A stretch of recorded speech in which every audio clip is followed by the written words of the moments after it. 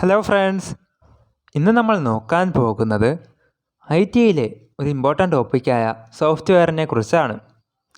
ഒരു കൂട്ടം പ്രോഗ്രാമുകൾ ഉപയോഗിച്ച് കമ്പ്യൂട്ടർ സിസ്റ്റത്തിൻ്റെയും മറ്റ് ഇലക്ട്രോണിക് ഉപകരണങ്ങളുടെയും പ്രവർത്തനം കാര്യക്ഷമവും ഫലപ്രദവുമായിട്ട് നടത്താൻ സഹായിക്കുന്നവയാണ് സോഫ്റ്റ്വെയർ എന്ന് പറയുന്നത്.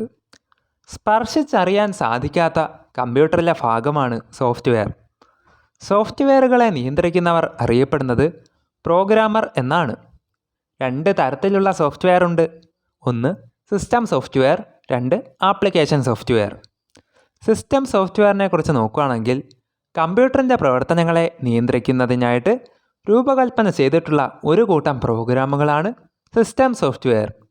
കമ്പ്യൂട്ടറിൻ്റെ പ്രവർത്തനങ്ങളെ നിയന്ത്രിച്ചുകൊണ്ടും കമ്പ്യൂട്ടർ സംവിധാനത്തിൻ്റെ അകത്തേക്കും പുറത്തേക്കും ഡാറ്റ എത്തിച്ചും കൊണ്ടും ആപ്ലിക്കേഷൻ പ്രോഗ്രാമുകളുടെ കൃത്യനിർവഹണത്തിന് എല്ലാ ഘട്ടങ്ങളും ചെയ്തുകൊണ്ടും കമ്പ്യൂട്ടർ സിസ്റ്റത്തിൻ്റെ ഉപയോഗത്തിൽ മനുഷ്യനെ സഹായിക്കുവാൻ വേണ്ടി രൂപകൽപ്പന ചെയ്തിട്ടുള്ള പ്രോഗ്രാമുകളാണ് സിസ്റ്റം സോഫ്റ്റ്വെയർ. സിസ്റ്റം സോഫ്റ്റ്വെയറിൻ്റെ ഘടകങ്ങളാണ് ഓപ്പറേറ്റിംഗ് സിസ്റ്റം, ഭാഷാ പ്രോസസ്സറുകൾ, യൂട്ടിലിറ്റി സോഫ്റ്റ്വെയർ. ഓപ്പറേറ്റിംഗ് സിസ്റ്റം എന്തെന്ന് നോക്കിയാൽ ഉപയോക്താവിനെയും കമ്പ്യൂട്ടർ ഹാർഡ്വെയറിനെയും ബന്ധിപ്പിക്കാനായിട്ടുള്ള ഒരു കൂട്ടം പ്രോഗ്രാമുകളാണ് ഓപ്പറേറ്റിംഗ് സിസ്റ്റം. കമ്പ്യൂട്ടർ സിസ്റ്റത്തെ ഉപയോഗമാക്കുക എന്നതാണ് ഓപ്പറേറ്റിംഗ് സിസ്റ്റത്തിൻ്റെ പ്രാഥമിക ലക്ഷ്യം. ഒരു കമ്പ്യൂട്ടർ പ്രവർത്തിക്കുമ്പോൾ ആദ്യം ലോഡ് ചെയ്യപ്പെടുന്ന പ്രോഗ്രാമുകളാണ് ഓപ്പറേറ്റിംഗ് സിസ്റ്റം. ഒരു സമയത്ത് ഒരാൾക്ക് മാത്രം ഉപയോഗിക്കാൻ കഴിയുന്ന ഓപ്പറേറ്റിംഗ് സിസ്റ്റമാണ് സിംഗിൾ യൂസർ ഓപ്പറേറ്റിംഗ് സിസ്റ്റം. ഒരേ സമയം ഒന്നിലധികം പേർക്ക് ഉപയോഗിക്കാൻ കഴിയുന്ന ഓപ്പറേറ്റിംഗ് സിസ്റ്റത്തെയാണ് മൾട്ടി യൂസർ ഓപ്പറേറ്റിംഗ് സിസ്റ്റം എന്ന് പറയുന്നത്. ഒന്നിൽ കൂടുതൽ പ്രോഗ്രാമുകൾ ഒരു നിശ്ചിത ഇടവേളയിലായിട്ട് റൺ ചെയ്യിപ്പിക്കാൻ കഴിവുള്ള ഓപ്പറേറ്റിംഗ് സിസ്റ്റമാണ് ടൈം ഷെയറിംഗ് ഓപ്പറേറ്റിംഗ് സിസ്റ്റം.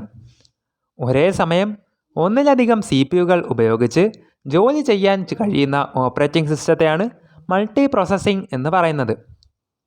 കമ്പ്യൂട്ടറിലെ എല്ലാവിധ പ്രവർത്തനങ്ങളെയും നിയന്ത്രിക്കുകയും ഏകോപിപ്പിക്കുകയും ചെയ്യുന്നത് ഓപ്പറേറ്റിംഗ് സിസ്റ്റമാണ്.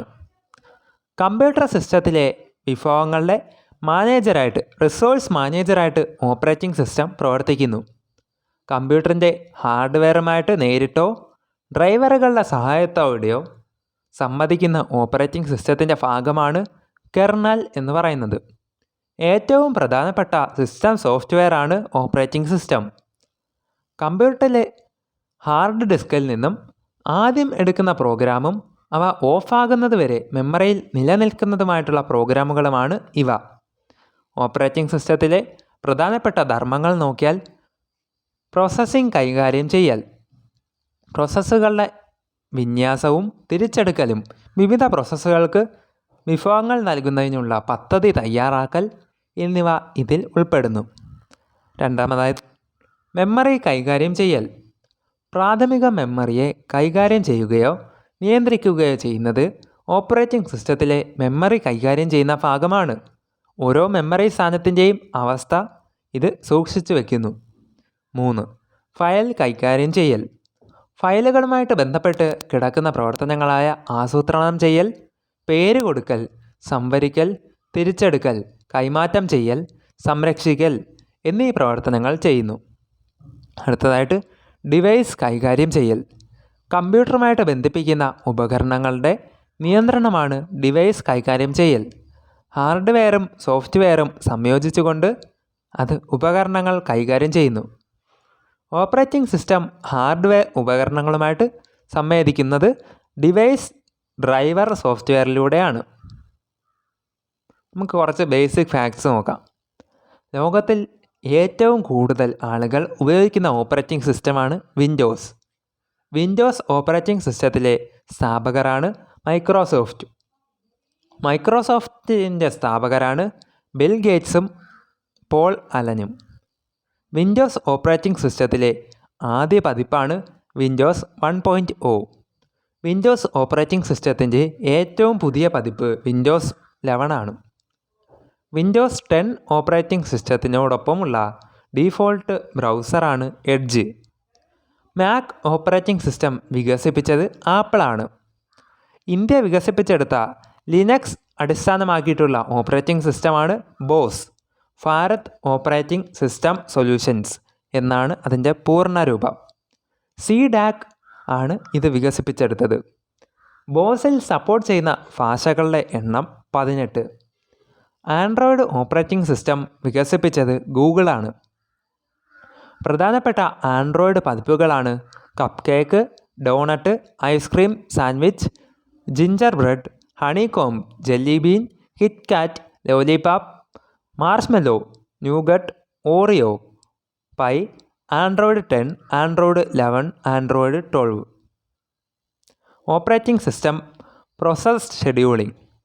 CPU-ലേക്ക് നിർദ്ദേശിക്കേണ്ട വ്യത്യസ്ത പ്രക്രിയകളുടെ മുൻഗണനാക്രമം ആസൂത്രണം ചെയ്യുന്നതിനെ വിളിക്കുന്നത് പ്രോസസ്സിംഗ് ഷെഡ്യൂളിംഗ് എന്നാണ്. പ്രോസസ് ഷെഡ്യൂളിംഗ് എന്നത് ഓപ്പറേറ്റിംഗ് സിസ്റ്റത്തിലെ ഒരു ജോലിയാണ്. അത് റെഡി, വെയിറ്റിംഗ്, റണ്ണിംഗ് എന്നിങ്ങനെ വിവിധ അവസ്ഥകളിലെ പ്രക്രിയകൾ ഷെഡ്യൂൾ ചെയ്യുന്നു. പ്രോസസ് ഷെഡ്യൂളിംഗ് ഓരോ പ്രോസസ്സിനും CPU എക്സിക്യൂഷനുമായിട്ടുള്ള സമയ ഇടവേളകൾ നൽകുന്നതിന് ഓപ്പറേറ്റിംഗ് സിസ്റ്റത്തെ അനുവദിക്കുന്നു. ഒരു മൾട്ടി പ്രോഗ്രാമിംഗ് ഓപ്പറേറ്റിംഗ് സിസ്റ്റത്തിൻ്റെ ഒരു പ്രധാന ഭാഗമാണ് പ്രോസസ് ഷെഡ്യൂളിംഗ്. ഒരു പ്രോസസ് ഷെഡ്യൂളർ പ്രത്യേക ഷെഡ്യൂളിംഗ് അൽഗോരിതങ്ങളെ അടിസ്ഥാനമാക്കി CPU-ലേക്ക് അസൈൻ ചെയ്യേണ്ട വ്യത്യസ്ത പ്രക്രിയകൾ ഷെഡ്യൂൾ ചെയ്യുന്നു. പ്രധാനമായിട്ടും 6 രീതിയിലുള്ള പ്രോസസ് ഷെഡ്യൂളിംഗ് അൽഗോരിതങ്ങൾ ഉണ്ട്. ആദ്യം വരുന്നവർക്ക് ആദ്യം സേവനം, first come first served FCFS, short job first SJF, priority scheduling, short remaining time, round robin RR scheduling, multiple level queue scheduling. First come first served FCFS എന്തെന്ന് നോക്കിയാൽ CPU-ലേക്ക് നിർദ്ദേശം നൽകുന്ന ആദ്യ പ്രോസസ്സ് ഏതാണോ അതിന് മുൻഗണന നൽകുന്നു. ഇതൊരു നോൺ പ്രിമിറ്റീവ് ഷെഡ്യൂളിംഗ് അൽഗോരിതമാണ്. FIFO അടിസ്ഥാനമാക്കിയിട്ടാണ് ഇത് നടപ്പിലാക്കുന്നത്. ഏത് പ്രോസസ്സാണോ ആദ്യം CPU-ലേക്ക് റിക്വസ്റ്റ് ചെയ്യുന്നത് ആ പ്രോസസ്സ് ആയിരിക്കും ആദ്യം CPU-നെ എക്സിക്യൂട്ട് ചെയ്യുന്നത്. അടുത്തതായിട്ട് ഷോർട്ട് ജോബ് ഫസ്റ്റ് SJF. ഇതിനെ ഷോർട്ടസ്റ്റ് ജോബ് നെക്സ്റ്റ് SJN എന്നും പറയുന്നു. നടപ്പിലാക്കുവാൻ ഏറ്റവും കുറവ് സമയം വേണ്ട പ്രോസസ്സ് ആദ്യം നടപ്പിലാക്കുന്നു. കാത്തിരിപ്പ് സമയം കുറയ്ക്കുവാനുള്ള അനുയോജ്യമായ മാർഗമാണ് ഇത്. ഇതൊരു നോൺ പ്രിമിറ്റീവ് ഷെഡ്യൂളിംഗ് അൽഗോരിതമാണ്. അടുത്തതായിട്ട് പ്രയോറിറ്റി ഷെഡ്യൂളിംഗ്. ഓരോ പ്രക്രിയയ്ക്കും മുൻഗണന നൽകിയിരിക്കുന്നു. ഏറ്റവും മുൻഗണനയുള്ള പ്രക്രിയയാണ് ആദ്യം നടപ്പാക്കേണ്ടത്. ആദ്യം വരുന്നവർക്ക് ആദ്യ സേവനം എന്ന വ്യവസ്ഥയിലാണ് ഇവിടെയും നടപ്പിലാക്കുന്നത്. ഒരു എഡിറ്റർ സെറ്റ് ചെയ്യുന്ന മുൻഗണനയ്ക്ക് അനുസൃതമായിട്ട് പ്രവർത്തിക്കുന്നു. അടുത്തതായിട്ട് ഷോർട്ടസ്റ്റ് റിമൈനിങ് ടൈം SJN അൽഗോരിതത്തിൻ്റെ മുൻകൂർ പതിപ്പാണ് ഷോർട്ടസ്റ്റ് റിമൈനിങ് ടൈം അൽഗോരിതം. ചെറിയ ജോലികൾക്ക് മുൻഗണന നൽകേണ്ട ബാച്ച് പരിതസ്ഥിതികൾക്ക് നിന്നും ഇത് പലപ്പോഴും ഉപയോഗിക്കാറുണ്ട്. അടുത്തതായിട്ട് റൗണ്ട് റോബിൻ. ഇതൊരു പ്രിമിറ്റീവ് ഷെഡ്യൂളിംഗ് അൽഗോരിതമാണ്. റൗണ്ട് റോബിൻ ഷെഡ്യൂളിംഗ് എല്ലാ പ്രോസസ്സും എക്സിക്യൂട്ട് ചെയ്യുന്നത് ഒരു ടൈം ക്വാണ്ടത്തിനെ അടിസ്ഥാനമാക്കിയിട്ടായിരിക്കും. ഓരോ പ്രക്രിയയും ഒരു ചാക്രിക രീതിയിൽ നടപ്പിലാക്കുന്നു. ഓരോ പ്രക്രിയയും അതിൻ്റെ അവസരത്തിനായിട്ട് കാത്തിരിക്കുന്നത് നൽകിയിരിക്കുന്ന സമയപരിധിയിൽ പ്രവർത്തിക്കുകയും അത് കഴിഞ്ഞ് അടുത്ത അവസരം വരെ ക്യൂ ചെയ്യപ്പെടുകയും ചെയ്യുന്നു. അടുത്തതായിട്ട് മൾട്ടി ലെവൽ ക്യൂ ഷെഡ്യൂളിംഗ്. ക്യൂവിലുള്ള പ്രക്രിയകളെ വിവിധ ക്ലാസ്സുകളായിട്ട് ഭാഗിക്കുവാൻ കഴിയുന്ന അവസരത്തിൽ ഉപയോഗിക്കുന്നു. ഓരോ ക്യൂവിനും അതിൻ്റേതായ ഷെഡ്യൂളിംഗ് അൽഗോരിതം ഉണ്ടായിരിക്കും. ഓരോ ക്യൂവിനും മുൻഗണന നിശ്ചയിച്ചിട്ടുണ്ട്. അടുത്തതായിട്ട് last in first out LIFO. ആദ്യത്തെ ഘടകം അവസാനമായിട്ട് പ്രോസസ്സ് ചെയ്യുകയും അവസാനത്തെ ഘടകം ആദ്യം പ്രോസസ്സ് ചെയ്യുകയും ചെയ്യുന്ന ഡാറ്റ ഘടനകൾ കൈകാര്യം ചെയ്യുന്നതിനെയും ഒരു രീതിയാണ് LIFO. CPU-ലേക്ക് നിർദ്ദേശം നൽകുന്ന അവസാന പ്രോസസ്സിന് മുൻഗണന നൽകുന്നു. ഒരു നല്ല ഷെഡ്യൂളിംഗ് അൽഗോരിതം രൂപകൽപ്പന ചെയ്യാൻ സഹായിക്കുന്ന വിവിധ മാനദണ്ഡങ്ങൾ അല്ലെങ്കിൽ സവിശേഷതകൾ ഇവയാണ്. CPU utilisation. CPU വിനിയോഗം. CPU-വിനെ കഴിയുന്നത്ര തിരക്കിലാക്കുന്ന തരത്തിൽ ആയിരിക്കണം ഒരു ഷെഡ്യൂളിംഗ് അൽഗോരിതം രൂപകൽപ്പന ചെയ്യേണ്ടത്. CPU-വിനെ കാര്യക്ഷമമായിട്ട് ഉപയോഗിക്കണം. ത്രൂപുട്ട്. ഒരു യൂണിറ്റ് സമയത്തിനുള്ളിൽ പൂർത്തിയാക്കേണ്ട ജോലിയുടെ അളവാണ്. ഷെഡ്യൂളിംഗ് അൽഗോരിതത്തിലൂടെ ഓരോ യൂണിറ്റ് സമയത്തിലും പ്രോസസ്സ് ചെയ്യുന്ന ജോലികളുടെ എണ്ണം പരമാവധി വർദ്ധിപ്പിക്കാൻ നോക്കണം. അടുത്തതായിട്ട് റെസ്പോൺസ് ടൈം, പ്രതികരണ സമയം. റിക്വസ്റ്റിനോട് പ്രതികരിക്കാൻ എടുക്കുന്ന സമയമാണ് പ്രതികരണ സമയം. റെസ്പോൺസ് ടൈം കുറയ്ക്കാൻ ഒരു ഷെഡ്യൂളർ ലക്ഷ്യമിടുന്നു. അടുത്തതായിട്ട് ടേൺ അറൗണ്ട് ടൈം, ഒരു പ്രക്രിയ പൂർത്തിയാക്കുന്നതിനും സമർപ്പിക്കുന്നതിനും ഇടയിലുള്ള സമയത്തെ സൂചിപ്പിക്കുന്നു. അടുത്തതായിട്ട് വെയിറ്റിംഗ് ടൈം. മൾട്ടി പ്രോഗ്രാമിംഗ് സിസ്റ്റത്തിൽ നിരവധി റിസോഴ്സ് അലോക്കേഷനുമായിട്ട് കാത്തിരിക്കുന്ന സമയം ആണിത്. കാത്തിരിപ്പ് സമയം കുറയ്ക്കുകയാണ് ലക്ഷ്യം. ഫെയർനെസ്, ഒരു നല്ല ഷെഡ്യൂളർ ഓരോ പ്രക്രിയയ്ക്കും CPU-യിൽ അതിൻ്റേതായ ന്യായമായ പങ്ക് ലഭിക്കുന്നുണ്ടെന്ന് ഉറപ്പാക്കണം. ഒരു ക്വസ്റ്റ്യൻ നോക്കാം. ഒരു പ്രോഗ്രാം സമർപ്പിക്കുന്നതിനും അത് പൂർത്തിയാക്കുന്നതിനും CPU എടുക്കുന്ന സമയത്തെയാണ് ടേൺ അറൗണ്ട് സമയം എന്ന് പറയുന്നത്. താഴെ പറയുന്നതിൽ ഏതാണ് മുൻകൂർ ചെയ്യാത്ത ഷെഡ്യൂളിങ്ങിന് ഒരു ഉദാഹരണം? ആദ്യം വരുന്നവർക്ക് ആദ്യം സേവനം നൽകുക, റൗണ്ട് റോബിൻ, അവസാനത്തേന് ആദ്യം, ഏറ്റവും ചെറിയ ജോലി ആദ്യം.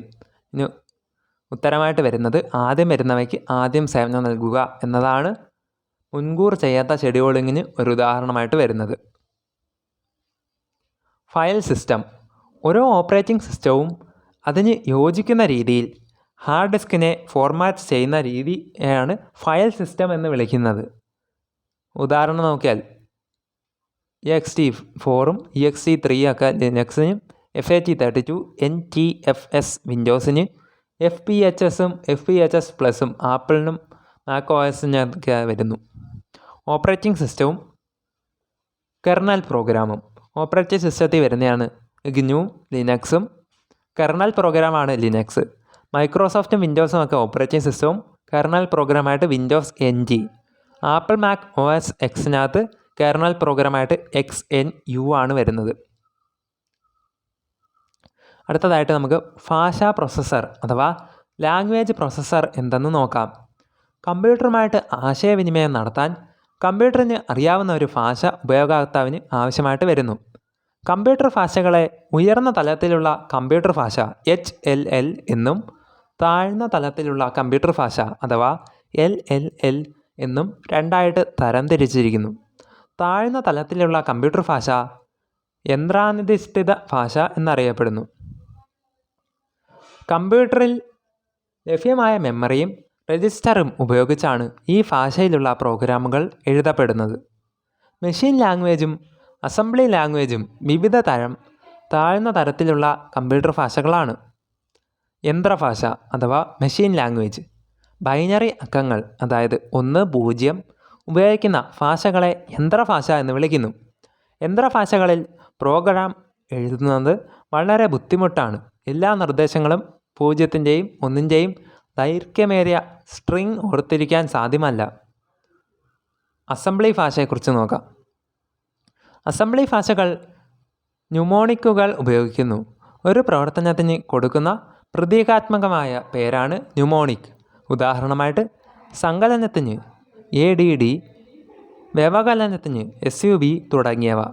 യന്ത്രഭാഷയെ അപേക്ഷിച്ച് അസംബ്ലി ഭാഷയിൽ കമ്പ്യൂട്ടർ പ്രോഗ്രാം എഴുതാൻ എളുപ്പമാണ്. അടുത്തതായിട്ട് ഉയർന്ന തലത്തിലുള്ള ഭാഷ അഥവാ ഹൈ ലെവൽ ലാംഗ്വേജ്. ഈ ഭാഷകൾ ഇംഗ്ലീഷ് ഭാഷയെപ്പോലെയും അസംബ്ലി ഭാഷയെക്കാളും യന്ത്രഭാഷയെക്കാളും ലളിതമായിട്ട് മനസ്സിലാക്കാൻ സാധിക്കുന്നതാണ്. ഉയർന്ന തലത്തിലുള്ള കമ്പ്യൂട്ടർ ഭാഷകൾ HLL കമ്പ്യൂട്ടറിന് മനസ്സിലാക്കാൻ സാധിക്കുന്നതല്ല. ഉയർന്ന തലത്തിലുള്ള ഭാഷകളിൽ എഴുതിയിരിക്കുന്ന കമ്പ്യൂട്ടർ പ്രോഗ്രാമിനെ അതിന് തുല്യമായ യന്ത്രഭാഷയിലേക്ക് മാറ്റുന്നു. ആയതിനാൽ ഇത്തരം ഭാഷകളെ തർജ്ജമ ചെയ്യുന്നതിന് ഒരു ഭാഷാ വിവർത്തകനെ അഥവാ കമ്പൈലറുകളോ ഇൻ്റർപ്രറ്ററുകളോ ആവശ്യമായിട്ട് വരുന്നു. ഉദാഹരണം നോക്കിയാൽ ബേസിക്കും സിയും C++ഉം ജാവയൊക്കെയാണ്. വിവിധ തരത്തിലുള്ള ഭാഷാ processor types of language processor. ഒന്നാമതായിട്ട് അസംബ്ലർ. അസംബ്ലി ഭാഷയിൽ എഴുതപ്പെട്ട പ്രോഗ്രാമുകളെ യന്ത്രഭാഷയിലേക്ക് തർജ്ജമ ചെയ്യുന്നത് അസംബ്ലറാണ്. പ്രോഗ്രാമിലെ പ്രവൃത്തികൾ നടപ്പിലാക്കുന്നത് തർജ്ജമ ചെയ്യപ്പെട്ട ശേഷമാണ്. കാരണം കമ്പ്യൂട്ടറിന് യന്ത്ര കോഡ് നിർദ്ദേശം മാത്രമേ മനസ്സിലാക്കാൻ കഴിയുകയുള്ളൂ. ഇൻ്റർപ്രറ്റർ. ഉയർന്ന തലത്തിൽ എഴുതിയ പ്രോഗ്രാമുകളെ വരിയായിട്ട് യാന്ത്രിക ഭാഷയിലേക്ക് മൊഴിമാറ്റം നടത്തുന്ന ഭാഷാ പ്രോസസ്സറാണ് ഇൻ്റർപ്രറ്റർ. ഏതെങ്കിലും ഒരു വരിയിൽ തെറ്റുണ്ടെങ്കിൽ തെറ്റുകൾ വെളിപ്പെടുത്തുകയും പ്രവർത്തനം അവിടെ വെച്ച് അവസാനിപ്പിക്കുകയും ചെയ്യുന്നു. തെറ്റ് തിരുത്തിയതിനു ശേഷം മാത്രമേ വിവർത്തനം തുടരുകയുള്ളൂ. ബേസിക് ഒരു ഇൻ്റർപ്രറ്റഡ് ഭാഷയാണ്. അടുത്തതായിട്ട് കമ്പൈലർ. ഉയർന്ന തലത്തിൽ എഴുതിയ പ്രോഗ്രാമുകളെ യന്ത്രഭാഷയിലേക്ക് മൊഴിമാറ്റം നടത്തുന്ന ഭാഷാ പ്രോസസ്സറാണ് കമ്പൈലർ. ഒറ്റത്തവണ കൊണ്ട് തന്നെ അത് പ്രോഗ്രാം മുഴുവനായിട്ടും വ്യാഖ്യാനിക്കുന്നു. ഇതിൽ ഏതെങ്കിലും തെറ്റുകൾ വന്നാൽ ആ തെറ്റുകൾ കമ്പൈലേഷൻ്റെ അവസാനം ക്രമനമ്പറോടും കൂടി സന്ദേശങ്ങളായിട്ട് സ്ക്രീനിൽ തെളിയും. വാക്യഘടനയിൽ തെറ്റൊന്നുമില്ലെങ്കിൽ കമ്പൈലർ ഒരു ഒബ്ജക്റ്റ് ഫയൽ സൃഷ്ടിക്കും. കമ്പൈലർ ഉപയോഗിക്കുന്ന പ്രോഗ്രാമിംഗ് ഭാഷകളാണ് സിയും C++, പാസ്കൽ തുടങ്ങിയവയൊക്കെ. അസംബ്ലി ഭാഷയിൽ നിന്നും ഉയർന്ന തലത്തിലുള്ള ഭാഷയിൽ നിന്നും പ്രോഗ്രാമുകൾ യന്ത്രഭാഷാ പ്രോഗ്രാമുകളായിട്ട് വിവർത്തനം ചെയ്യുന്ന രീതിയാണ് ചിത്രത്തിൽ നൽകിയിരിക്കുന്നത്. ചിത്രം ഒന്ന് നോക്കി വെച്ചേക്കുക. സോഫ്റ്റ്വെയറിലും പ്രോഗ്രാമിലും ഉണ്ടാകുന്ന തെറ്റുകളെ അറിയപ്പെടുന്നത് ബഗ് എന്നാണ്. ഈ തെറ്റുകൾ തിരുത്തുന്ന പ്രക്രിയ അറിയപ്പെടുന്നത് ഡീബഗ്ഗിംഗ് എന്നാണ്. Y2K എന്നറിയപ്പെടുന്നത് കമ്പ്യൂട്ടർ ബഗ് ആണ്. മില്ലേനിയം ബഗ് എന്നറിയപ്പെടുന്നത് Y2K ആണ്. Y2Kയുടെ പൂർണ്ണ രൂപമാണ് ദ ഇയർ 2000. Utility software. പതിവ് ജോലികളും സിസ്റ്റം പരിപാലന ജോലികളും നിർവഹിക്കാൻ ഉപയോക്താക്കളെ സഹായിക്കുന്ന ഒരു കൂട്ടം പ്രോഗ്രാമുകളെയാണ് യൂട്ടിലിറ്റി സോഫ്റ്റ്വെയർ എന്ന് വിളിക്കുന്നത്. സിസ്റ്റം സോഫ്റ്റ്വെയറിനുള്ളിൽ സോർട്ടിംഗ്, ഡിലീറ്റിംഗ്, കമ്പൈലിംഗ് തുടങ്ങിയ പ്രവർത്തനങ്ങൾ സാധ്യമാക്കുന്ന സോഫ്റ്റ്വെയറാണ് യൂട്ടിലിറ്റി സോഫ്റ്റ്വെയർ. ഒരേ സമയം ഒന്നിൽ കൂടുതൽ പ്രോഗ്രാമുകൾ റൺ ചെയ്യുന്ന പ്രക്രിയയാണ് മൾട്ടി ടാസ്കിംഗ്. പ്രധാനപ്പെട്ട യൂട്ടിലിറ്റി പ്രോഗ്രാമുകൾ നോക്കാം. ആദ്യമായിട്ട് കംപ്രഷൻ ടൂൾസ്. വലിയ ഫയലുകളെ ചുരുങ്ങിയ സംഭരണ സ്ഥലങ്ങളിലേക്ക് ചുരുക്കുക എന്നതാണ് കംപ്രഷൻ ടൂൾസിലൂടെ ചെയ്യുന്നത്.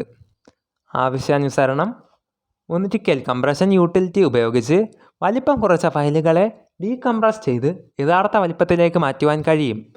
ഫയലുകളെ കംപ്രഷനെ സിപ്പിംഗ് എന്നും ഡീകംപ്രഷനെ അൺസിപ്പിംഗ് എന്നും വിളിക്കുന്നു. ഉദാഹരണം വിൻസിപ്പും WinRAR ഒക്കെയാണ്. ഡിസ്ക് ഡീഫ്രാഗ്മെൻറ്റർ. ഡിസ്കിൻ്റെ പല ഭാഗങ്ങളിലായിട്ട് ചിതറിക്കിടക്കുന്ന ഫയലുകളെ ക്രമീകരിച്ചാൽ കമ്പ്യൂട്ടറിന് വേഗത കൂടുകയും പ്രവർത്തനം കാര്യക്ഷമമാവുകയും ചെയ്യുന്നു.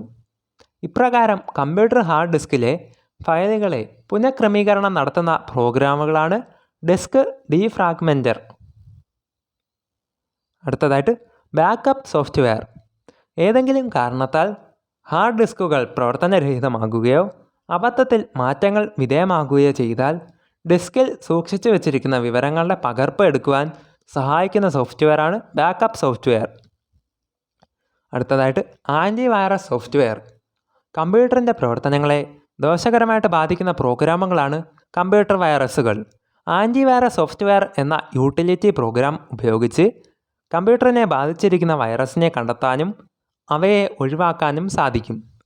പുതിയ വൈറസുകളെ സൃഷ്ടിക്കപ്പെട്ട് കൊണ്ടിരിക്കുന്നതിനനുസരിച്ച് ആൻറ്റിവൈറസ് സോഫ്റ്റ്വെയറുകളെ പുതുക്കേണ്ടതുണ്ട്. പ്രധാന ആൻറ്റിവൈറസ് സോഫ്റ്റ്വെയറുകളാണ് നോർട്ടൺ, കാസ്പേഴ്സി, AVG തുടങ്ങിയവയൊക്കെ. അടുത്തതായിട്ട് നമുക്ക് ആപ്ലിക്കേഷൻ സോഫ്റ്റ്വെയറിനെ കുറിച്ച് നോക്കാം. ഒരു പ്രത്യേക ആവശ്യത്തിനായിട്ട് വികസിപ്പിച്ചെടുക്കുന്ന സോഫ്റ്റ്വെയറിനെയാണ് ആപ്ലിക്കേഷൻ സോഫ്റ്റ്വെയർ എന്ന് പറയുന്നത്. ആപ്ലിക്കേഷൻ സോഫ്റ്റ്വെയർ അറിയപ്പെടുന്ന മറ്റൊരു പേര് എൻഡ് യൂസർ പ്രോഗ്രാം എന്നാണ്. ആപ്ലിക്കേഷൻ സോഫ്റ്റ്വെയർ പ്രധാനമായിട്ടും ഉപയോഗിക്കുന്ന മേഖലയാണ് വാണിജ്യ ഇടപാടുകളും പ്രവർത്തനങ്ങളും കാര്യക്ഷമമാക്കുന്നതിന്. ഉദാഹരണം നോക്കിയാൽ സ്പ്രെഡ്ഷീറ്റും പ്രസൻറ്റേഷൻ സോഫ്റ്റ്വെയറൊക്കെ. ഗ്രാഫിക് മൾട്ടിമീഡിയ പ്രൊജക്റ്റുകളിൽ ഉദാഹരണമായിട്ട് അനിമേഷൻ, ഇമേജ് എഡിറ്റർ സോഫ്റ്റ്വെയറുകൾ ഒക്കെയാണ്. അടുത്തതായിട്ട് വാർത്താവിനിമയ രംഗത്ത് ഉദാഹരണം video calling, instant messaging software തുടങ്ങിയവയൊക്കെയാണ്. അടുത്തതായിട്ട് വിദ്യാഭ്യാസപരവും വ്യക്തിപരവുമായിട്ടുള്ള ആവശ്യങ്ങൾക്ക് പൊതുവായ ആവശ്യങ്ങൾക്കായിട്ടുള്ള സോഫ്റ്റ്വെയർ പാക്കേജുകളും പ്രത്യേക ആവശ്യങ്ങൾക്കായിട്ടുള്ള സോഫ്റ്റ്വെയറും ഇതിൽപ്പെടുന്നു.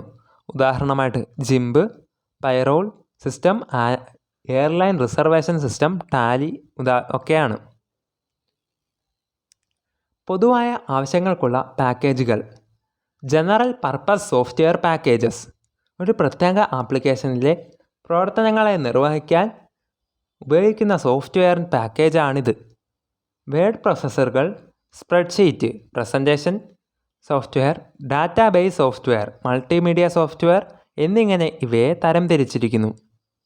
വേഡ് പ്രോസസ്സിംഗ് സോഫ്റ്റ്വെയർ പേപ്പറും പേനയും ഉപയോഗിച്ചോ ടൈപ്പ് റൈറ്റിംഗ് യന്ത്രങ്ങൾ ഉപയോഗിച്ചോ തയ്യാറാക്കിയിരിക്കുന്ന ടെക്സ്റ്റും ചിത്രങ്ങളും ഉൾക്കൊള്ളുന്ന ഫയലാണ് ഡോക്യുമെൻ്റ്.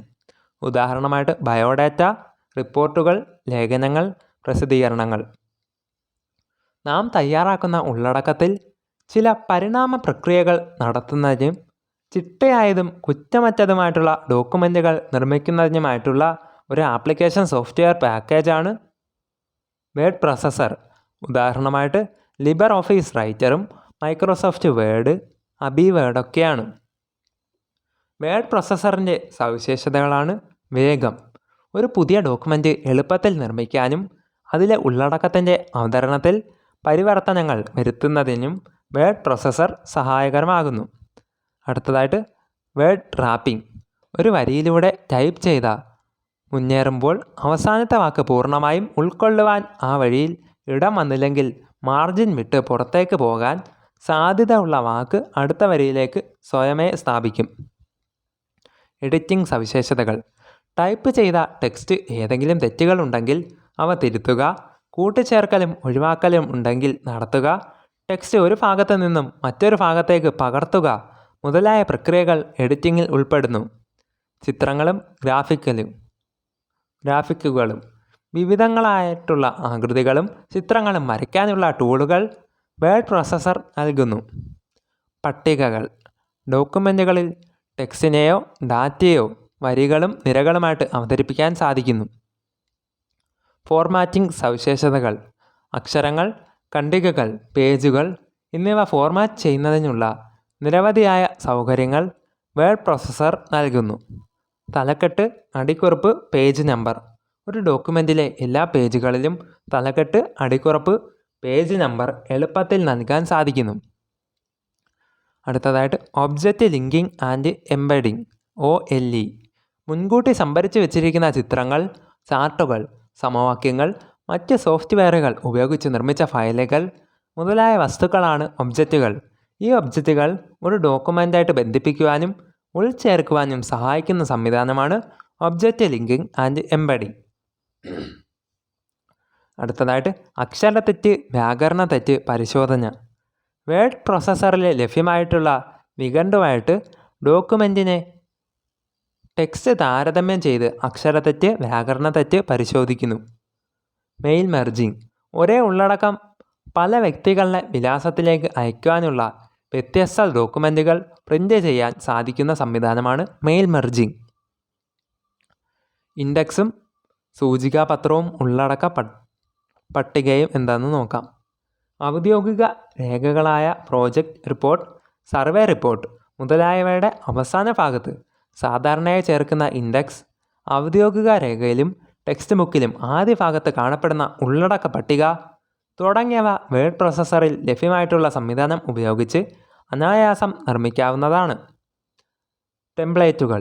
മുൻകൂട്ടി തയ്യാറാക്കിയ ലേഔട്ടുകളോടും ഫോർമാറ്റുകളോടും കൂടിയ പൂർവ്വ നിർവചിത ഡോക്യുമെൻ്റ് രൂപരേഖകൾ വേഡ് പ്രോസസ്സറിൽ ലഭ്യമാണ്.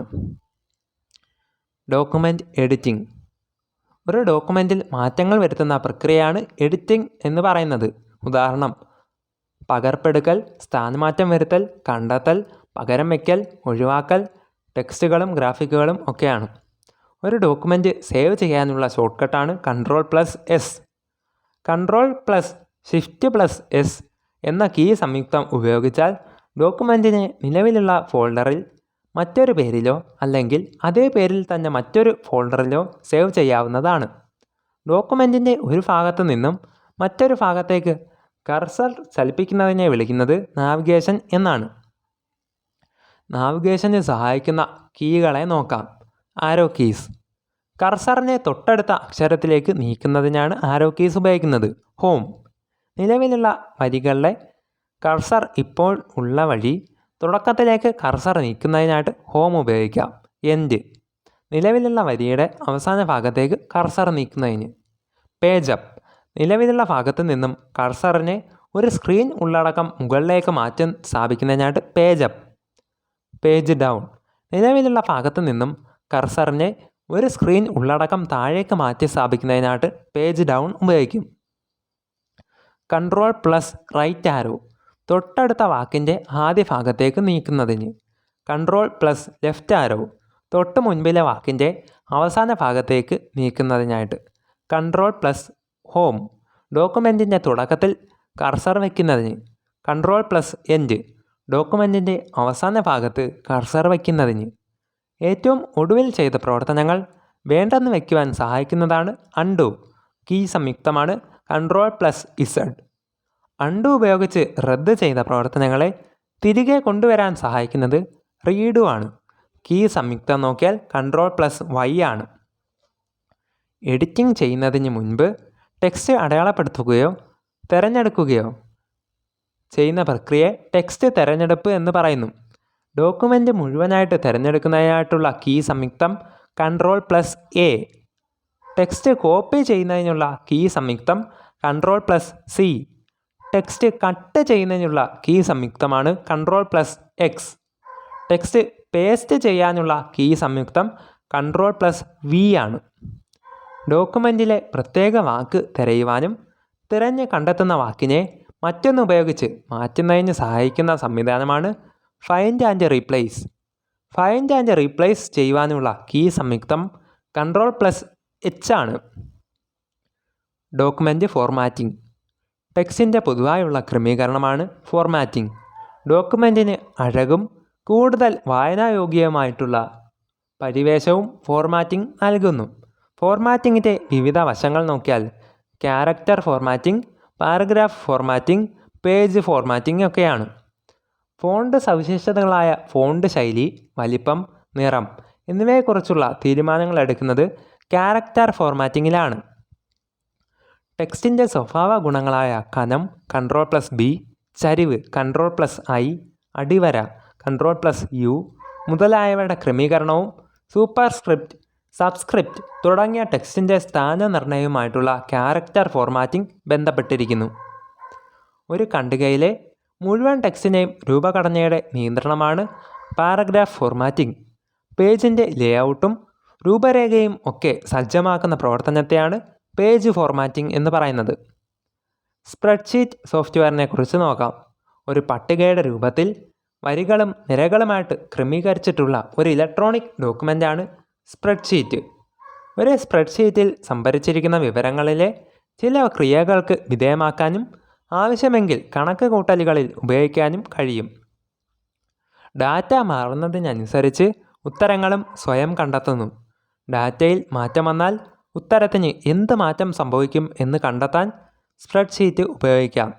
ഒരു ഇലക്ട്രോണിക് സ്പ്രെഡ്ഷീറ്റ് ഉപയോഗിച്ച് അക്ഷരങ്ങളും സംഖ്യകളും അടങ്ങുന്ന ഡാറ്റ രേഖപ്പെടുത്തൽ, എഡിറ്റിംഗ്, ഫോർമാറ്റിംഗ്, കണക്കുകൂട്ടൽ, ക്രമീകരിക്കൽ, വേർതിരിക്കൽ, ചാർട്ടിംഗ്, വിശകലനം തുടങ്ങിയ പ്രവർത്തനങ്ങൾ ചെയ്യുവാൻ സാധിക്കുന്നു. സാമ്പത്തിക രേഖകൾ, റിപ്പോർട്ടുകൾ, ശാസ്ത്ര ഗവേഷണത്തിൽ നിന്നുള്ള വിവരങ്ങൾ, സ്റ്റാറ്റിസ്റ്റിക്കൽ വിശകലനം മുതലായവ തയ്യാറാക്കുവാൻ ഉപയോഗിക്കുന്നു. സ്പ്രെഡ്ഷീറ്റ് സോഫ്റ്റ്വെയറിലെ പ്രധാന സവിശേഷതകൾ നോക്കാം. മാർക്ക് ലിസ്റ്റുകൾ, ഒരു ക്ലാസ്സിലെ ഹാജർ ഷീറ്റ്, ഒരു കമ്പനിയുടെ സാമ്പത്തിക രേഖകൾ മുതലായ ഡാറ്റ വലിയ അളവിൽ സംഭരിക്കപ്പെടുന്നു. സൂത്രവാക്യങ്ങളും ഫംഗ്ഷനുകളും ഉപയോഗിച്ച് കണക്കുകൂട്ടലുകൾ, താരതമ്യങ്ങൾ എന്നിവ വിശകലനങ്ങൾ എന്നിവ ചെയ്യുന്നു.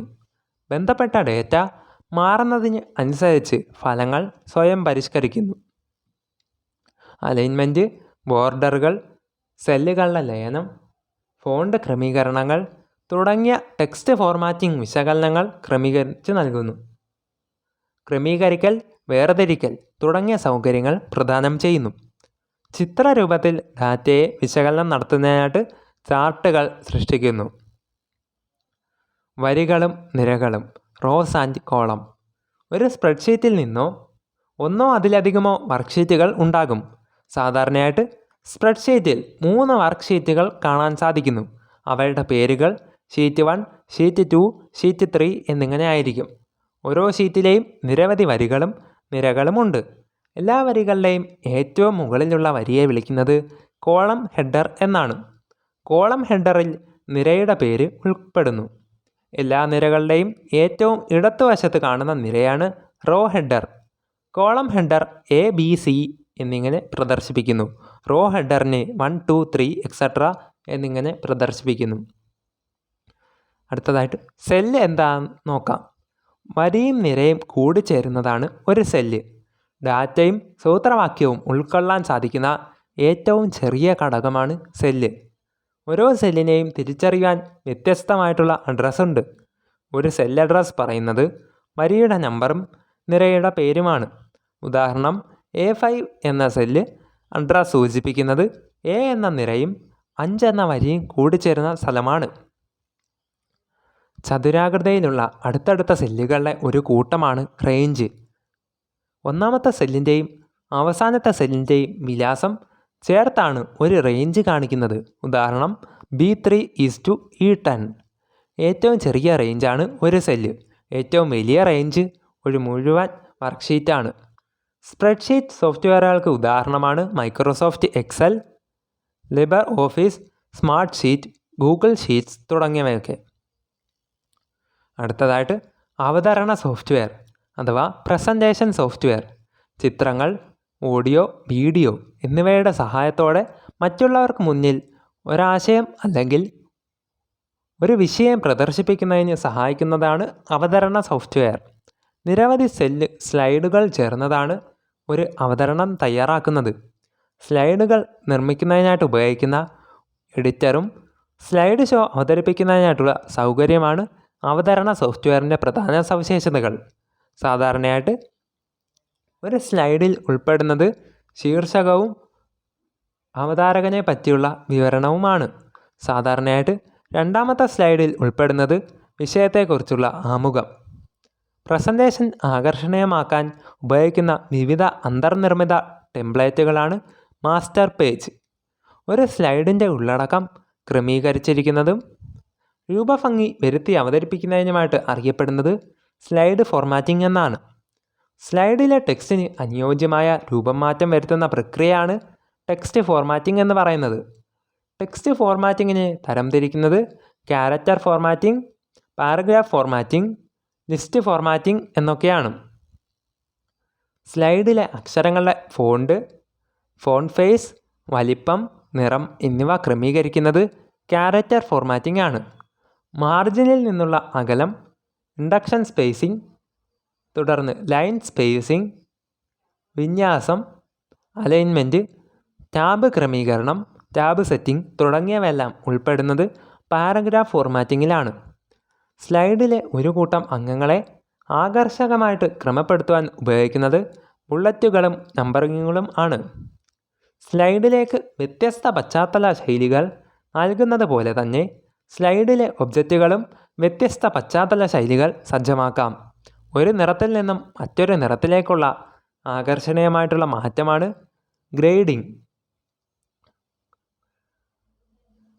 ഗ്രേഡിയൻ്റ് എന്ന് പറയുന്നത്. കാഴ്ചക്കാരനെ മറ്റ് ഫയലിലേക്കോ സ്ലൈഡിലേക്കോ നയിക്കാൻ ഉപയോഗിക്കുന്നത് ഹൈപ്പർ ലിങ്കാണ്. അവതരണ സമയത്തെ സ്ലൈഡിൽ ഉൾപ്പെടുത്തിയ ഒരു ഓഡിയോ ഫയൽ അല്ലെങ്കിൽ ഒരു വീഡിയോ ഫയൽ പ്രവർത്തിപ്പിക്കാൻ ഉപയോഗിക്കുന്നത് ഇൻട്രാക്ഷൻ ബട്ടണാണ്. ചില ജോലികൾ എളുപ്പമാക്കുന്ന തരത്തിൽ സ്ലൈഡുകൾ പലതരം വ്യൂസ് നൽകാവുന്നതാണ്. വ്യൂകൾക്ക് ഉദാഹരണമാണ് normal view, outline view, slide sorter view, hand out view തുടങ്ങിയവയൊക്കെ.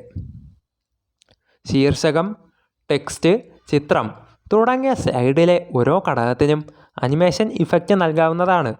സ്ലൈഡ് ഷോയിൽ സ്ലൈഡ് ദൃശ്യമാകുമ്പോൾ നൽകാൻ കഴിയുന്ന സ്പെഷ്യൽ ഇഫക്റ്റുകളാണ് സ്ലൈഡ് ട്രാൻസിഷൻ. ഉദാഹരണം നോക്കിയാൽ roll down from top, fly in from left ഒക്കെ. ഒരു സ്ലൈഡിൽ നിന്നും അടുത്തതിലേക്കുള്ള മാറ്റം ഇടമുറിയാതെ സുഗമമാക്കാൻ ഉപയോഗിക്കുന്നത് സ്ലൈഡ് ട്രാൻസിഷനാണ്.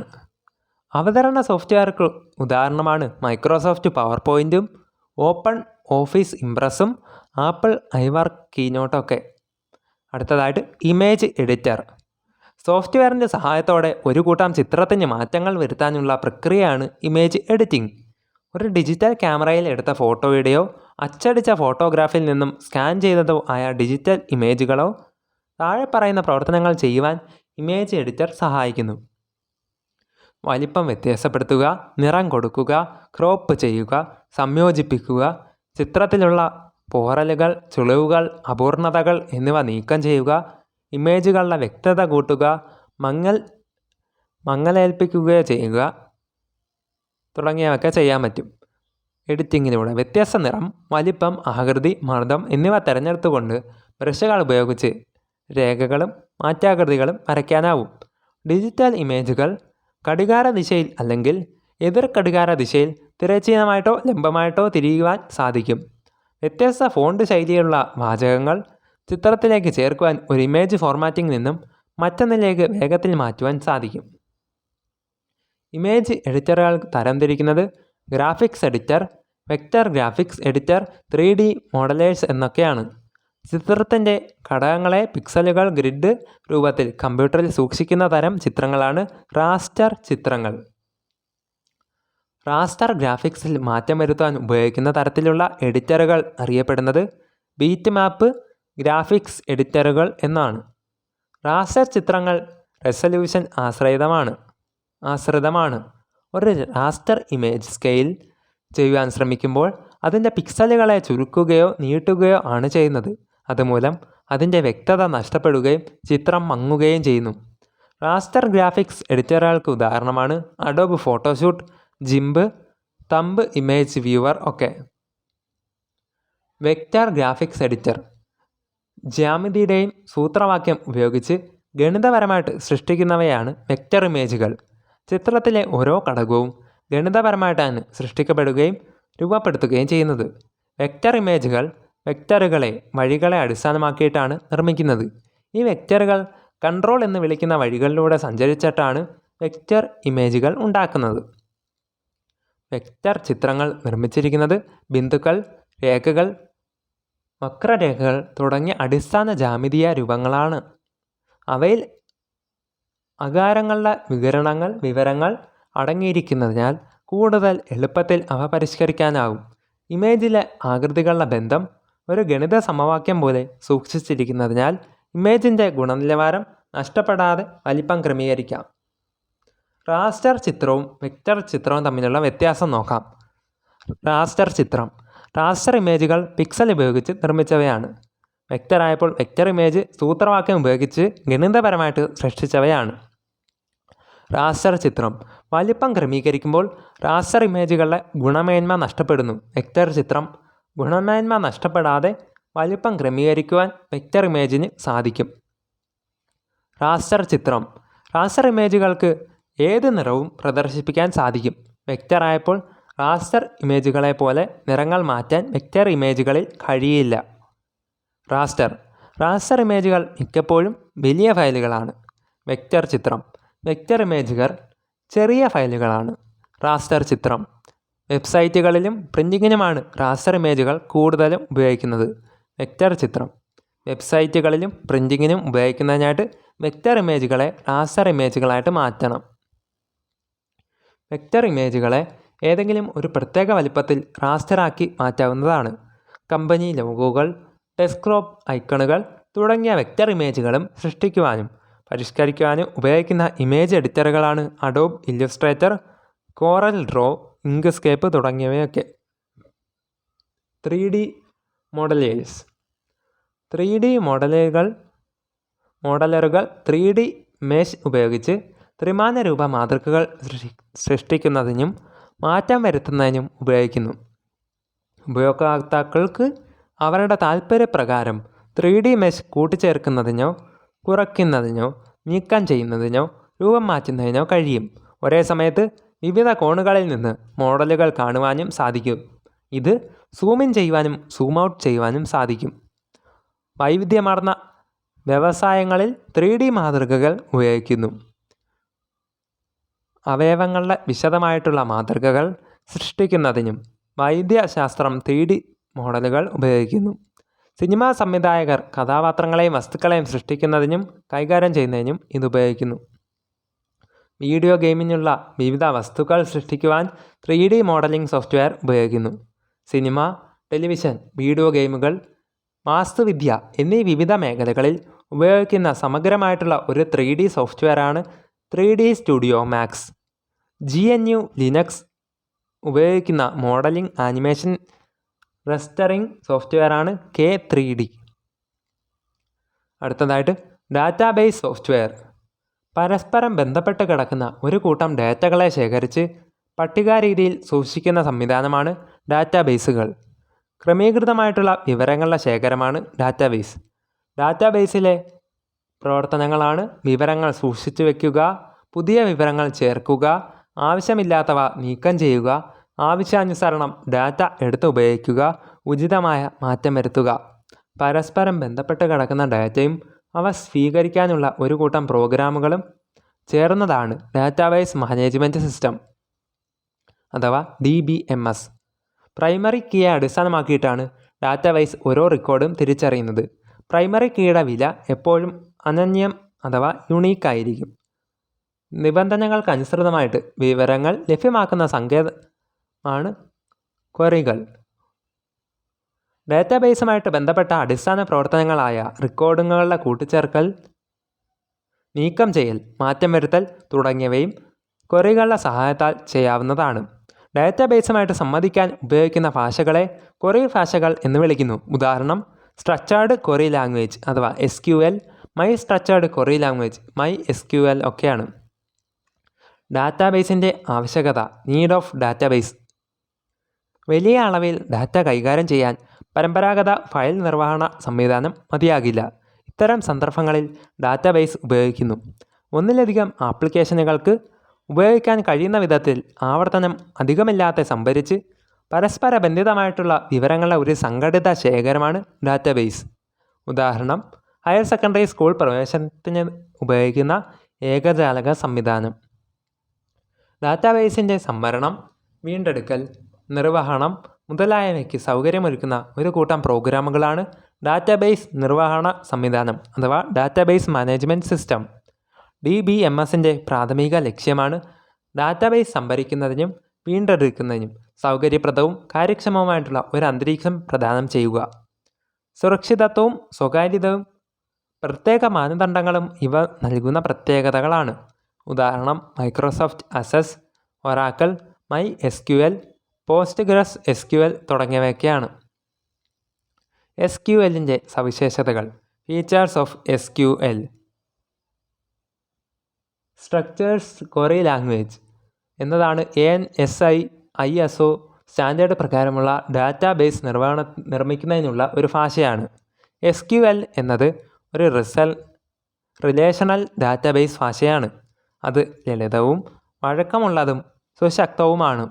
അതിൽ പട്ടിക നിർമ്മിക്കുന്നതിനും മാറ്റം വരുത്തുന്നതിനും പട്ടികയിൽ ഡാറ്റ ചേർക്കുന്നതിനും ഡാറ്റ കൈകാര്യം ചെയ്യുന്നതിനും ഉള്ള കമാൻഡുകൾ ഉണ്ട്.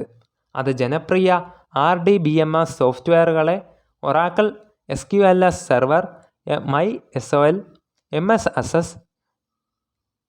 Sybase, ഇൻഫോമിക്സ് തുടങ്ങിയവയ്ക്ക് മാർഗനിർദ്ദേശങ്ങൾ നൽകുന്നു. SQL ഒരു നോൺ പ്രൊസിഡറൽ ഭാഷയാണ്. അത് ഡാറ്റ തിരിച്ചെടുക്കണം, നീക്കം ചെയ്യണം, കൂട്ടിച്ചേർക്കണം. അതിന് ഉപരിയായിട്ട് എങ്ങനെ ഈ പ്രവർത്തനങ്ങൾ ചെയ്യണം എന്ന് അത് വിവരിക്കുന്നു. ഡാറ്റയുടെ സുരക്ഷ ഉറപ്പാക്കുന്നതിൻ്റെ ഭാഗമായിട്ട് ഡാറ്റാബേസിൽ നിന്നോ അല്ലെങ്കിൽ പട്ടികയിലോ മാറ്റം വരുത്തുന്നതിന് വിവിധ ഉപഭോക്താക്കൾക്ക് യൂസേഴ്സിന് അനുമതി നൽകുകയും അത് റദ്ദ് ചെയ്യുന്നതിനും ഉള്ള സൗകര്യം SQL നൽകുന്നു. അടുത്തതായിട്ട് നമുക്ക് പ്രത്യേക ആവശ്യങ്ങൾക്കുള്ള സോഫ്റ്റ്വെയർ അഥവാ സ്പെസിഫിക് പർപ്പസ് സോഫ്റ്റ്വെയർ എന്തെന്ന് നോക്കാം. പ്രത്യേക ആവശ്യങ്ങൾക്ക് മാത്രമായിട്ട് തയ്യാറാക്കുന്ന സോഫ്റ്റ്വെയറുകളാണ് ഇത്. ഒരു സ്ഥാപനത്തിന് വേണ്ടി പ്രത്യേകം തയ്യാറാക്കിയിരിക്കുന്ന ഒരു സോഫ്റ്റ്വെയറിനെ വിളിക്കുന്നത് ടൈലർ അല്ലെങ്കിൽ ടൈലർ മെയ്ഡ് സോഫ്റ്റ്വെയർ എന്നാണ്. സമ്പ്രദായികമായിട്ട് ചിട്ടപ്പെടുത്തിയ സോഫ്റ്റ്വെയർ എന്നും ഇതിനെ പറയുന്നു. ഒരു ഉപയോക്താവിനെ മാത്രം ഉദ്ദേശിച്ചുകൊണ്ട് അയാളുടെ മുൻഗണനയും പ്രതീക്ഷകളും മാത്രം ഉൾപ്പെടുത്തിക്കൊണ്ട് തയ്യാറാക്കുന്ന സോഫ്റ്റ്വെയറാണിത്. ചില പ്രത്യേക ആവശ്യങ്ങൾക്കായിട്ടുള്ള ആപ്ലിക്കേഷൻ സോഫ്റ്റ്വെയറുടെ ധർമ്മം നോക്കാം. ആപ്ലിക്കേഷൻ സോഫ്റ്റ്വെയർ പേറോൾ സിസ്റ്റം ഉദ്ദേശങ്ങളായിട്ട് ഒരു സ്ഥാപനത്തിലെ തൊഴിലാളികളുടെ വേതനത്തെക്കുറിച്ചും മറ്റെല്ലാവിധ വിവരങ്ങളെക്കുറിച്ചും വിശദമായിട്ട് പരിപാലിക്കുന്ന ആണ് പേറോൾ സിസ്റ്റമാണ്. ഇൻവെൻ്ററി മാനേജ്മെൻറ്റ് സിസ്റ്റം ഉദ്ദേശങ്ങളായിട്ട് ഒരു വ്യാപാര സ്ഥാപനത്തിലും ആസ്തി വിവര പട്ടികകൾ, ഓർഡറുകൾ, വിപണനം, വിതരണം എന്നിവയെ വേണ്ട വിധം പരിപാലിക്കുന്നു. ഹ്യൂമൻ റിസോഴ്സ് മാനേജ്മെൻറ്റ് സിസ്റ്റം ഉദ്ദേശമായിട്ട് ഒരു സ്ഥാപനത്തിലെ മാനുഷ്യ വിഭവങ്ങളെ വേണ്ട വിധം പരിപാലിക്കുന്നു. സ്വതന്ത്ര operation software free and open source software ഉപയോഗിക്കുന്നതിനും പകർപ്പെടുക്കുന്നതിനും വിതരണം ചെയ്യുന്നതിനും പരിശോധിക്കുന്നതിനും മാറ്റങ്ങൾ വരുത്തുന്നതിനും മെച്ചപ്പെടുത്തുന്നതിനും സ്വാതന്ത്ര്യം നൽകുന്ന സോഫ്റ്റ്വെയറാണിത്. കുറഞ്ഞ ചെലവ്, സുരക്ഷിതത്വം, കാര്യക്ഷമമായിട്ടുള്ള പ്രവർത്തനം, പരസ്പര പ്രവർത്തനക്ഷമത, കുത്തക കമ്പനിയിൽ നിന്നുള്ള സ്വാതന്ത്ര്യം എന്നിവ നൽകുന്നത് കൊണ്ട് ഇവ വ്യാപകമായിട്ട് ഉപയോഗിക്കുന്നു. സ്വതന്ത്ര സോഫ്റ്റ്വെയറിൻ്റെ സ്ഥാപകനാണ് റിച്ചാർഡ് സ്റ്റാൻമാൻ. 1985 ഇത് തുടങ്ങിയത്. ആവശ്യത്തിനനുസരിച്ച് മാറ്റങ്ങൾ വരുത്തി ഉപയോഗിക്കാൻ കഴിയുന്ന സോഫ്റ്റ്വെയറാണ് സ്വതന്ത്ര സോഫ്റ്റ്വെയർ.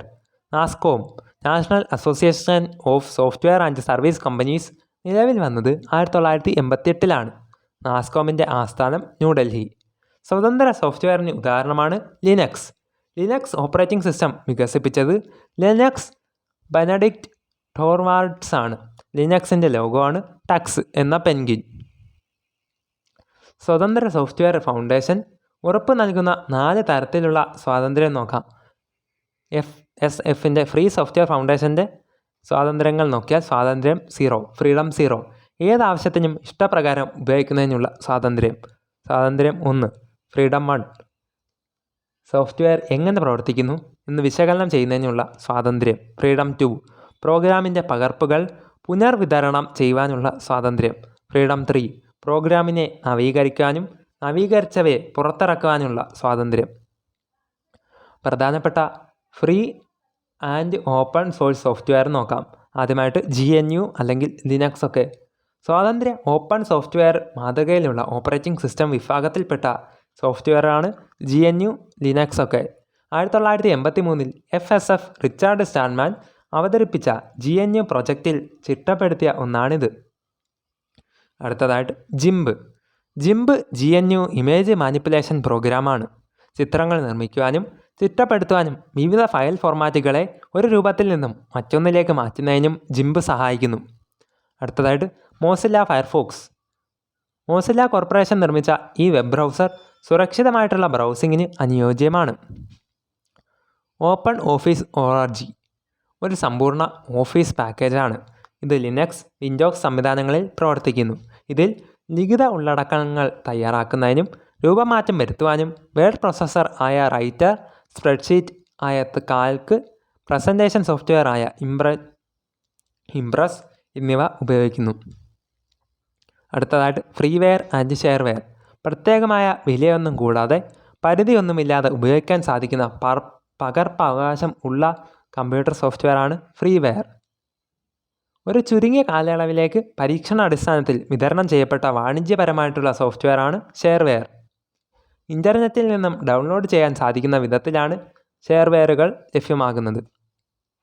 വില കൊടുത്ത് വാങ്ങുന്നതിന് മുൻപ് ഉപയോക്താവിന് ഇവയെ വിലയിരുത്തുവാനുള്ള അവസരം ലഭ്യമാക്കുന്നു. ഉടമസ്ഥാവകാശമുള്ള സോഫ്റ്റ്വെയർ പ്രോപ്രിയേറ്ററി സോഫ്റ്റ്വെയർ നിർമ്മാതാവ് അഥവാ പ്രസാധകൻ്റെ പൂർണ്ണ അധികാര പരിധിയിൽ വരുന്ന സോഫ്റ്റ്വെയറാണിത്. അനുവാദ ഉടമ്പടിയില്ലാതെ ഇത് പകർത്താനോ വിതരണം ചെയ്യുവാനോ പാടുള്ളതല്ല. പ്രോഗ്രാമിൻ്റെ സോഴ്സ് കോഡ് ലഭ്യമാക്കുന്നതിനാൽ ഇതിനെ മാറ്റം വരുത്തി മെച്ചപ്പെടുത്തുവാനോ ഒന്നും ഉപയോക്താവിന് സാധിക്കുകയില്ല. ഉദാഹരണമായിട്ട് Microsoft Windows operating system, MS office, Mac OS ഒക്കെയാണ്.